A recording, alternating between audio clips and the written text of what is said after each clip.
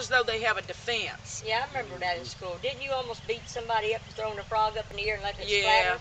I remember that. I wasn't big. How would you like me to throw you up in the air and watch you splatter? So you gonna eat frog legs?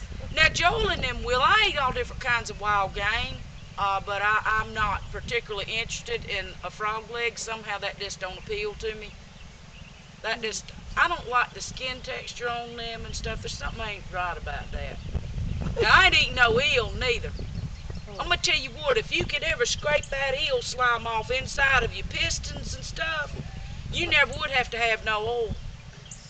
You could run your car your entire lifetime on eel slime. It'd be better than any grease or motor oil or anything. If you get it on you, you got to go find an oak tree and you can't get it off. If I get an eel and it makes me mad, it makes me mad when I get an eel. When you see your line twirling, you can know right then you've had a bad day. And generally, I'm not mean to anything. I just go ahead and cut the line. I don't want nothing to do with anything he's touched. I'll cut it that far up from. I said, I don't want you, I don't want the line, I don't want nothing. Now, Joel gives them this number. Oh, let me tell you what happened with duck hunting one time. Now, when I hunted ducks, I always cleaned mine whenever I come home. Joel would store his stuff in the refrigerator, still whole, which creeped me out, until he got, you know, ever how many he wanted or whatever, a couple of days' worth. Well, I had spent a night with him. We had went that evening, and this duck that he killed, instead of just killing the duck, you know, we winged him and he had to kill him. No, he had to do him like nunchucks and everything. He was doing him every which way. I don't know what the duck made him so mad about. But that duck was like this, you know. He was bent this way and that way.